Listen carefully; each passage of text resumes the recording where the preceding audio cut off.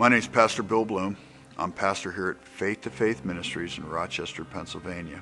Because of the things that I experienced as a child, I experienced a lot of, when I was molested, and it didn't happen just once. It was, two different players at two different times, and I was real little, and I didn't understand a lot of things, but I knew that there was a lot of guilt going on in my life and a lot of shame going on in my life. And, well, that started bottling up and festering, and it hurt so bad. I was reaching out to find some ways to heal the hurt.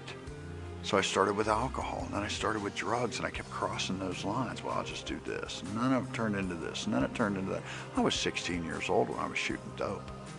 Before I got, when I got thrown out of high school, I joined a motorcycle club.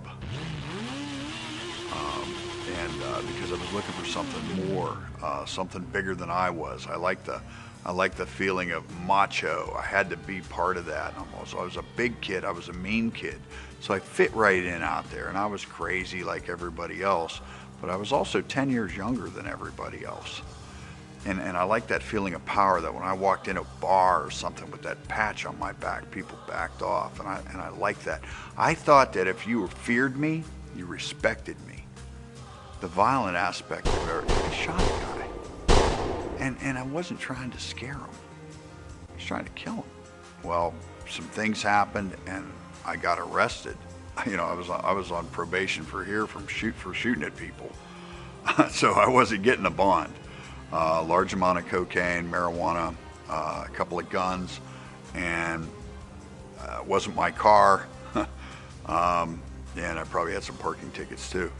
But I wasn't going anywhere. So I'm sitting there in jail. I laid on a floor too sick to die for 2 weeks from all the drugs and alcohol coming on me. I detoxed in jail. They didn't know if I was going to live through it. There was no medication. They just leave you on the floor, and if you live, you live, and if you don't, you don't. So when I finally was able to get up off the floor and eat a little bit, I started coming to myself, and I'm thinking, man, this was not the plan that I had for my life. Where did I take that wrong turn? December 9th was when I caught the case, 1999. And it was at Christmas time. And there were some volunteers that came up and sang Christmas carols to the prisoners in the county jail. And for the first time in my life, I listened to the words. And they were words filled with joy and hope and stuff I didn't understand. But it stirred something inside of me. And the next thing you know, I'm on my knees next to a toilet in a jail cell in northern Indiana, saying, Jesus, come fix me. I need fixed. And he did. And I didn't understand it. All I knew was that I had to share this love of God that I experienced to all the other prisoners, that I was locked up with. And I just couldn't find out enough about Jesus. I had to keep reading that New Testament. And the chaplain there is a spirit-filled preacher, has a church on the outside. He's doing the chaplain job there. And he identified that I was leadership. And I knew I was called to do something, I just didn't know what. Well, I was actually able to sit under this pastor, Randy Higgins, for 2 years before my security clearance went down and they moved me to a softer penitentiary. I've watched Cornerstone television many times, flipping through the channels. And even as a sinner, I used to flip through the channels and I'd see it and I'd watch it for a while.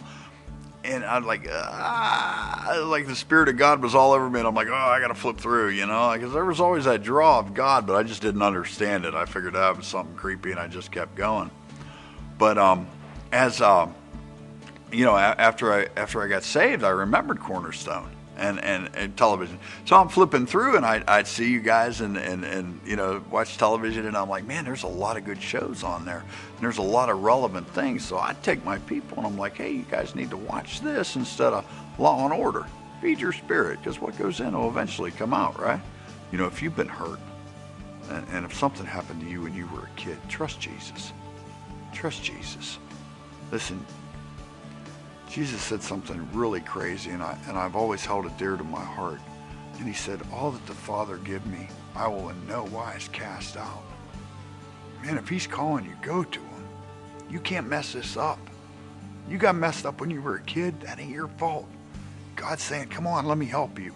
Let me fix you. Go to him. Run to him. Don't run away from him.